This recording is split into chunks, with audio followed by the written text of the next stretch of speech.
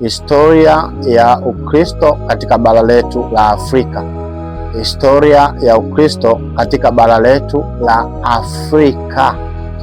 Tumekuwa tumesikia mambo mengi sana kuhusiana na historia ya Ukristo. Watu wa tofauti tofauti, watu wa aina mbalimbali wamekuwa wakisema wanaoyajua kuhusiana na historia ya Ukristo katika bara hili zuri la Afrika. Sasa siku leo nimekuandalia kipindi hiki kwa ajili ya kupitia na kuchambua historia nzima ya Ukristo katika bara letu la Afrika, halafu tuangalie na ukweli wake.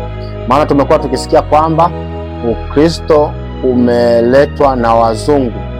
Ukristo umeletwa na wazungu. Lakini pia tumekuwa tukisikia kwamba Ukristo ni dini ya wazungu. Ukristo ni dini ya wazungu, na lengo mojawapo la kutuletea sisi dini hii ya Ukristo ni ili kwamba wazidi kututawala. Kwa ilikuwa ni ajenda ya kikoloni, na leo katika ukoloni mambo leo wanazidi kuitumia ajenda hii ya kuhakikisha Wakristo wengi wanashika sana dini ili wazidi kutawaliwa. Washike sana dini, washike sana imani ili wazidi kutawaliwa. Njia pekee ya ukombozi kwa Mwafrika ni kurudi katika imani za asili, ni kurudi katika asili, imani za asili, katika asili ya Mwafrika. Atakaporudi katika imani hizo, hiyo ndio njia pekee ya Mwafrika kukombolewa kiuchumi, kukombolewa kifikra. Hiyo ndio njia ya kwanza ya Mwafrika kukombolewa kifikra. Umeona? Sasa ukweli ni upi katika mambo hayo yote ambayo tumekuwa tukiyasikia na tumekuwa tukifundishwa wakati fulani na kuhamasishwa sana? Baadhi ya watu wamekuwa wakikandia maandiko ya Biblia, wakisema kwamba ni vitabu vilivyoandikwa na wazungu, lakini wamekuwa watu wakikandia sana imani hii. Sasa nimekuandalia historia hii ya Ukristo katika bara la Afrika. Kwanza kabisa tutaanza kuangalia uliingia mwaka gani. Je, Ukristo uliletwa kipindi cha ukoloni au uliletwa kabla ya ukoloni? Je, kabla ya ukoloni kulikuwa kuna Ukristo au hakukuwa na Ukristo? Hapo yote tutaenda kuyatazama katika kipindi hiki. Ninachokutaka tu ni kuombe usitoke hapo ulipo, lakini subscribe channel hii na angalia video hii mpaka mwisho, na Mungu akikupa neema, share kwa watu wengine mbalimbali ili maarifa haya wayafikie na kuyapata watu wengi. Share maarifa haya kwa watu mbalimbali ili tuzidi kuwa na fikra huru sana tunapokuwa tukiongelea ukombozi wa kifikra wa Mwafrika, tunapokuwa tukiongelea Afrika, tunapokuwa tukiongelea Ukristo. Tuwe na mawazo huru, tuwe tunaelewa tunachokiongelea. Basi jina langu ninaitwa Mwalimu Vincent Mwakisyala. Namba zetu ni hizo unazoziona hapo. Mungu akubariki sana na nikukaribisha sana sasa katika channel hii na darasa hili la leo. Barikiwe sana. Kabla hatujaenda mbali, lazima kwanza tuangalie Ukristo ni nini na ulianzia wapi. Ukristo ni nini na ulianzia wapi? Kwa asili kabisa, tunapokuja kwa asili, Ukristo si dini, ni imani. Kwa asili Ukristo si dini, ni imani. Ndio maana ndugu zetu Waislamu wanakuwa wanapata shida sana wanapotuuliza kwamba ni wapi kwenye Biblia umeandika Ukristo ni dini. Ukristo si dini my friend. Ukristo ni imani kwa nature yake. Ukristo ni imani. Sisi tunaamini kwa maana jinsi Mungu aliupenda ulimwengu hata akamtoa mwana wa pekee ili kila amuaminie. Kwa hiyo Ukristo unaumbwa na kuamini, kuamini. Kwa hiyo Ukristo sisi ni imani, na Ukristo hauji kwa kuzaliwa, kwa sababu mtu akizaliwa na wazazi wa Kristo anakuwa Mkristo. Sisi Ukristo hauji kwa kuzaliwa, bali unakuja kwa kuamini. Kwa maana aniaminie mimi, kama maandiko yanavyosema, ataokolewa. Yeye ndiye njia, kweli na uzima. Kwa hiyo ndio msingi mkubwa wa Ukristo. Lakini neno Ukristo, neno wa Kristo limeanzia katika mji wa Antiokia. Mji wa Antiokia kwa leo hii upo katika taifa la Kigiriki. Mji wa Antiokia kwa leo hii upo katika taifa la Kigiriki. Taifa la Kigiriki ni taifa la wazungu. Kwa hapo ndipo neno Ukristo lilipoanzia. Lakini tunaposema neno Ukristo lilipoanzia, haina maana imani ya Ukristo ilianzia hapo. Imani ya Ukristo haikuanzia hapo. Imani ya Ukristo ilianzia pale Calvary, pale msalabani. Pale ndipo ambapo imani ya dini ya Kikristo au imani hii ya Wakristo ilipoanzia, ila jina lilikuja kupatikana katika mji wa Antiokia. Kwa hiyo tofautisha mambo mawili, sehemu ilipoanzia na sehemu jina lilipopatikania. Sijui kama unanielewa. Nafikiri si lugha ngumu sana kwa mtu kuielewa. Sehemu ambapo jina lilipatikana ni Antiokia, mji wa Kigiriki na ni mji wa wazungu. Lakini sehemu ambapo imani hii imeanzia, imani yetu imeanzia Calvary, pale msalabani. Umenielewa sasa? Lakini je, hili jina lilipatikanaje? Hili jina limetokana na neno Kristo. Neno Kristo ndo jina ambalo lilikuwa linapewa kwa mtu mfalme au mtu yule ambaye amechaguliwa na Mungu kwa ajili ya kuongoza taifa, kwa ajili ya kuongoza watu wake. Kwa Mungu anamchagua yule mtu, anaitwa Kristo. Kwa lugha ya Kiyunani alikuwa anatamkwa kama Masihi. Masihi kwa lugha ya Kiyunani na Kiebrania tulikuwa tunaona kama mpakwa mafuta, mtu ambaye anaongoza watu ambao Mungu amemuweka pale. Kwa hiyo alikuwa anaitwa Masihi wa Bwana, Masihi wa Bwana, ambapo ndio hili neno Kristo limetokana na hili neno Masihi. Kwa lugha nyingine Kristo ndilo neno ambalo linaitwa Masihi. Kwa sababu Yesu ndiye Kristo, umeona, kwa wale waliomfuata wakaitwa Wakristo. Lakini neno hili Wakristo alikuitwa kwa maana ya sifa njema. Lazima uelewe chimbuka la hili neno.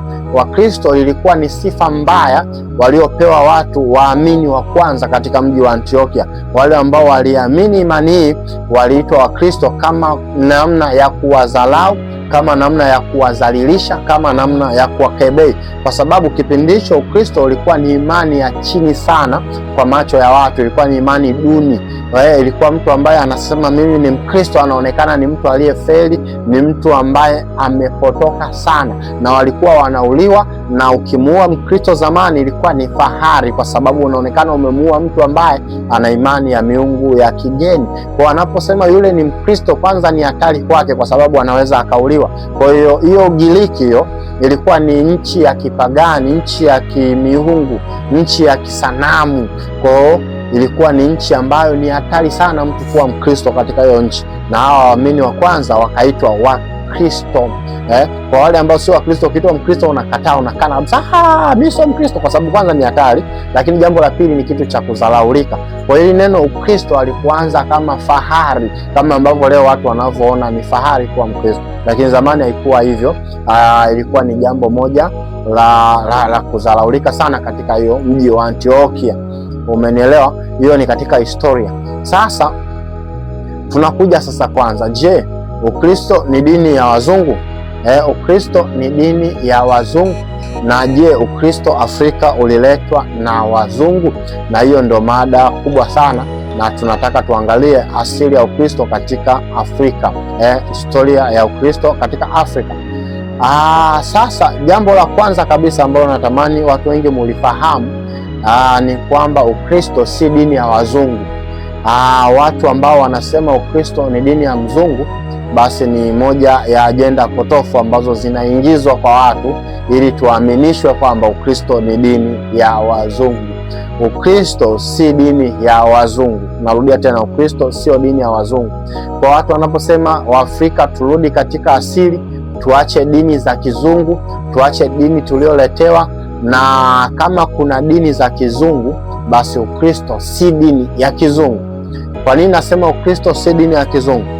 Ukristo ni imani ambayo ilianzia katika nchi ya Israeli. Nchi ya Israeli, taifa la Yuda, enzi hizo Yudea, kipindi hicho ilikuwa chini ya tawala la Roma. Kwa hiyo nchi ya Israeli ndiyo ambapo imani hii ilipoanzia. Katika taifa la Yuda ndipo imani hii ilipoanzia.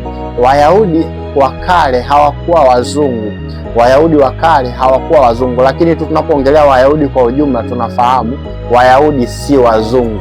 Kwa Yesu mwenyewe alikuwa Myahudi, hakuwa mzungu. Sijui unanielewa. Kuna watu wanasema Yesu ni mzungu. Yesu hakuwa mzungu kwa sababu alikuwa ni Myahudi. Alizaliwa katika Uyahudi na alilelewa katika Uyahudi.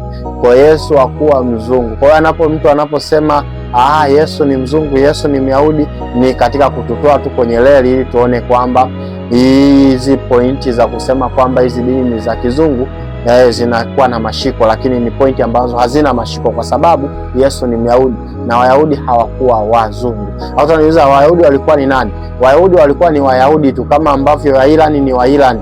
Irani sio Waarabu, Irani ni Waajemi.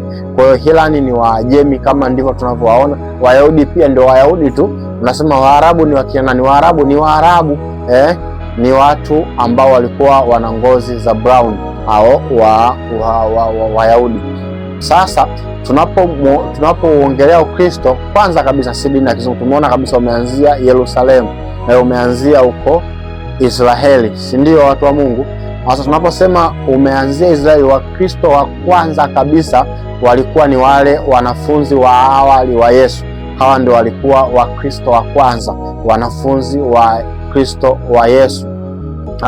Na kanisa la kwanza kabisa lilikuwa ni kanisa la Yerusalemu ambalo lilikuwa linaongozwa chini ya mitume ambao ndio waliokuwa wanafunzi wa Yesu. Hilo ndilo kanisa la kwanza kabisa.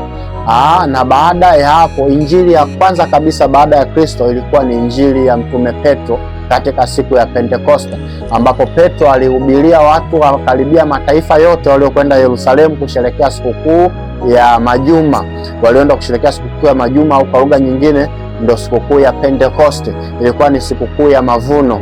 Ilikuwa ni siku 50 mara baada ya Pasaka. Kwa walipokuwa wanaenda kusherehekea mataifa mbalimbali, walikuwa wanakwenda Yerusalemu kwa ajili ya hizo sikukuu na kushangaa kule jinsi ambavyo hekalu lilivyo na kutalii.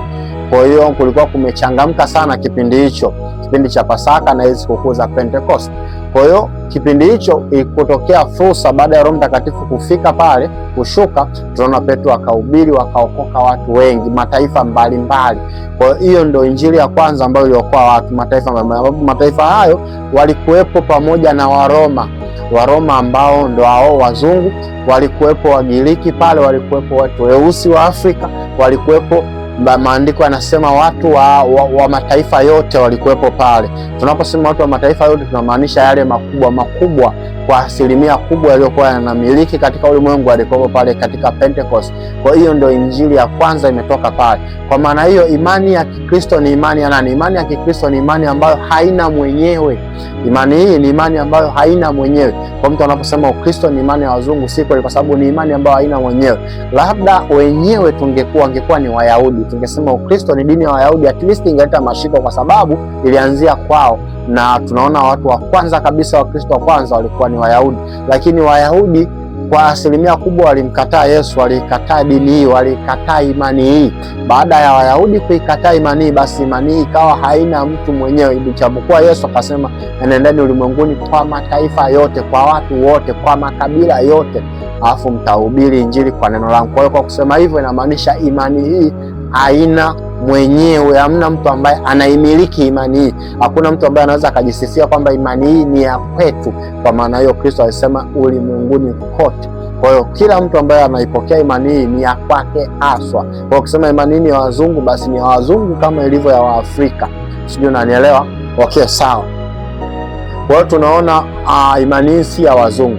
Na tunapoongelea imani ya Wakristo, tunapoongelea wazungu walikuwa na imani zao kabla ya Yesu.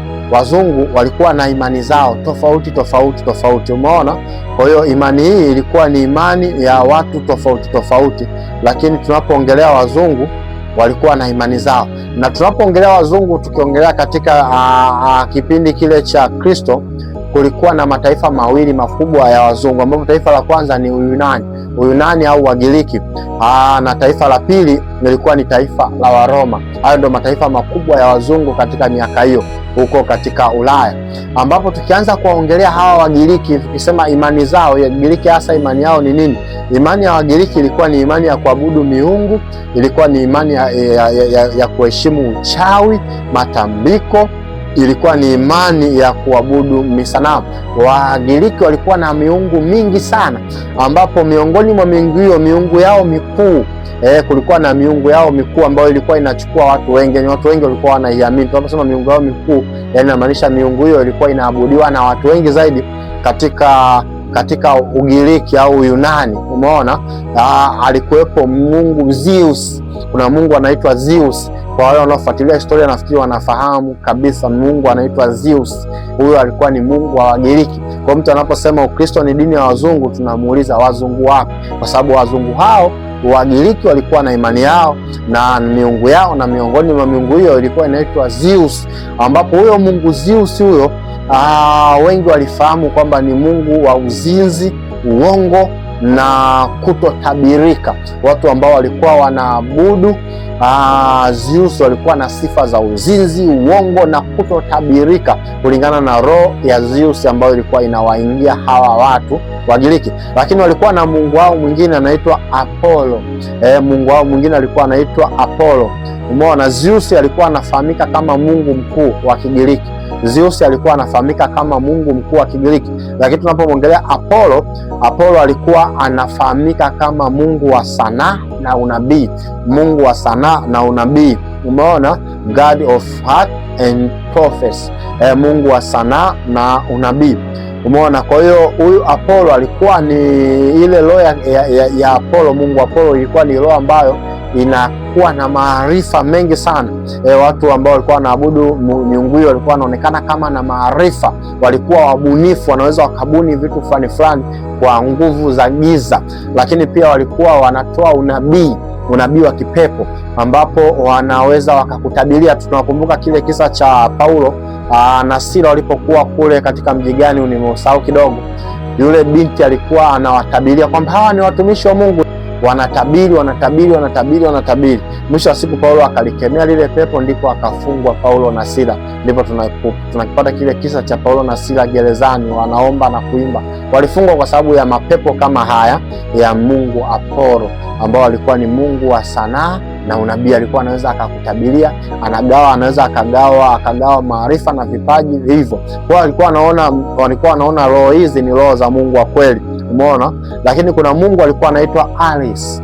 Mungu anaitwa Ares au Aris. Umeona, huyu anaitwa mungu wa vita wa Kigiriki. Mungu anaitwa Ares, mungu wa vita wa Kigiriki. Hasa tabia ya mungu huyu katika historia inaonyesha ni mungu wa hasira, ni mungu wa damu, ni mungu wa vurugu. Kwa watu ambao walikuwa wanakwenda vitani, wale wanajeshi wa Kigiriki walikuwa wanaenda wanaabudu kwa mungu Ares ili wapate hasira, wapate ile nguvu ya kwenda kumwaga damu na kufanya fujo na vurugu na mauaji yasiyo na huruma katika hiyo vita. Kwa hiyo tunaposema Ukristo ukaja kuingia Ugiriki, inamaanisha Wagiriki walikuwa na miungu yao, na Wakristo wa kwanza katika nchi za Kigiriki walikuwa wanapata shida, wanauawa sana, kwa sababu imani zao za Kigiriki zilikuwa na nguvu sana. Kwa hiyo nakuja kuambieni kabisa kwamba Ukristo si dini ya kizungu. Na taifa lingine la wazungu katika Ulaya ya zamani lilikuwa ni taifa la Roma. Kipindi cha Kristo kile, Roma ndio ilikuwa inatawala karibia ulimwengu mzima kwa utawala wake na nguvu zake. Kwa tunaposema ilikuwa inatawala ulimwengu mzima, ilikuwa na nguvu sana. Na hao Roma walikuwa na miungu yao. Ambapo kwa haraka hapa, kwa kuokoa muda, Roma walikuwa na mungu wao anaitwa mungu Jupiter. Huyo Jupiter ndo alikuwa ni mungu mkuu wa Roma, anaitwa Jupiter, ndo mungu mkuu wa Roma. Umeelewa? Mungu mwenye nguvu katika Roma hiyo. Umeona? Huyu sasa kwa Wagiriki tunaweza tukamuona kama yule Zeus, lakini huyu ndo mungu wananilia hawa wa Roma, ambapo tabia zake walikuwa wanamuonyesha kama ni mungu mkuu kwa wanadamu wote. Yaani kila Mroma lazima aabudu kwa Zeus, lazima asujudu kwa Zeus. Umeona? Lakini kulikuwa kuna mungu anaitwa mungu Mars. Hawa jamaa sijui kwa nini walikuwa wanatoa majina ya hizi sayari. Majina yao tunaona sasa hivi zinaitwa sayari nyingi. Tunaona sayari ya Jupiter ndio sayari kubwa kuliko sayari nyingine, lakini kuna sayari ya Mars, sijui unanielewa. Na ndipo kulikuwa kuna mungu wao Roma anaitwa Mungu Mars. Sasa huyu Mungu Mars alikuwa anafahamika kama mungu wa vita. Kwa wale askari wote wa Roma walikuwa wanaenda vitani, walikuwa wanapiga goti kwanza kwa Mungu Mars ili wawe na nguvu, wawe na hasira, wakifika vitani wamwage damu. Wanasema tunapambana kwa ajili ya Roma, tunapigana kwa ajili ya Roma. Kwa hiyo Roma ilikuwa na nguvu sana kiasi kipindi hicho, lakini mungu wao walikuwa wanamwabudu anaitwa Mungu Mars. Umenielewa? Kwa mtu ananiambia leo kwamba Ukristo ni dini ya Waroma, mimi namshangaa sana. Naona kwamba ni mtu ambaye hafahamu chochote kuhusiana na Ukristo, hafahamu chochote kuhusiana na Roma, hafahamu chochote kuhusiana na wazungu. Sijui unanielewa? Lakini pia kulikuwa kuna mungu anaitwa Caesar, au Kaisari kwa Kiswahili. Huyu alikuwa ni mwanadamu, lakini alikuwa anaabudiwa kama mungu, ananyenyekewa kama mungu, anaogopwa kama mungu. Huyu alikuwa ndo mtawala wa dola ya Roma. Tunaposema Kaisari sio mtu, ni cheo cha yule mtawala mkuu wa Roma, mfalme wa Roma ndo alikuwa anaitwa Kaisari, kama ambavyo tunamuona Farao katika utawala wa Kimisri. Hakuwa mtu, ilikuwa ni cheo. Sijui unanielewa mpaka hapo? Huyu alikuwa anadhibiti serikali nzima, dola nzima ya Roma, wanamtetemekea huyo Kaisari. Sijui unanielewa? Kwa hiyo tunapoongelea Ukristo, tunaongelea dini ambayo au imani ambayo haina mwenyewe. Imani ya Ukristo, mwenye imani ni Kristo peke yake. Imani ya Kristo, mwenye imani ni Kristo peke yake. Huyo ndo mwenye mmiliki wa hii imani. Sio, unaelewa? Roho Mtakatifu, Kristo ndo mmiliki wa hii imani. Kwa hiyo ukiniambia hii imani ni ya wazungu, na kukatalia, kwa sababu wazungu walikuwa na imani zao. Umenielewa? Wazungu walikuwa na miungu yao. Sasa kabla hatujaenda kuangalia historia sasa ya Ukristo katika Afrika, nataka nipangue hii hoja kwamba imani ya Kikristo ni imani ya kizungu. Nataka nipangue hii hoja, ni kwamba kanisa la kwanza au wale Wakristo wa kwanza waliokuwa wanatoka Uyahudi wanaenda kuhubiri huko sehemu mbalimbali, walikuwa wanauliwa sana na hawa tunaowaona wazungu wenye imani, ndio ambao mnasema mwenye imani. Walikuwa wanawaua sana Wakristo wa kwanza, wakisema ni wapagani. Walikuwa wanaona kama watu wao Wakristo ndio wapagani, walikuwa wanaona ni wamepotoka, walikuwa wanaona wanaleta mungu wa kigeni. Na mbaya zaidi, imani ya Kikristo ilikuwa ni imani yenye nguvu na mishara na miujiza. Walikuwa ikienda kuhubiriwa watu wanapona, ilikuwa ni imani ambayo inajitangaza, watu wanaona miujiza. Kwa hiyo walikuwa wale wakuu wa kidini walikuwa wanapoteza watu. Kwa ili kuidhibiti imani hii ya Kikristo, basi ilikuwa ni kuwachinja wale viongozi wa Kikristo na kuwaua hadharani, ili kuwatisha hao Wakristo wengine wadogo wadogo wasiweze kuipokea imani hii, au mtu ambaye anatamani kuipokea au anashawishiwa kuipokea imani hii asipokee. Kwa ndivyo ambavyo wazungu walivyokuwa wanafanya katika imani hii ya Kikristo. Lengo si kuwadharau wazungu au kuwaonyesha wazungu wakatili au nini, na kuongelea imani ya Kikristo, kwa sababu wale Wakristo wa kwanza waliokuwa wanachinjwa katika Ulaya, hata hapa Afrika pia kuna Wakristo wa kwanza kabisa walikuwa wanachinjwa sana hapa Afrika.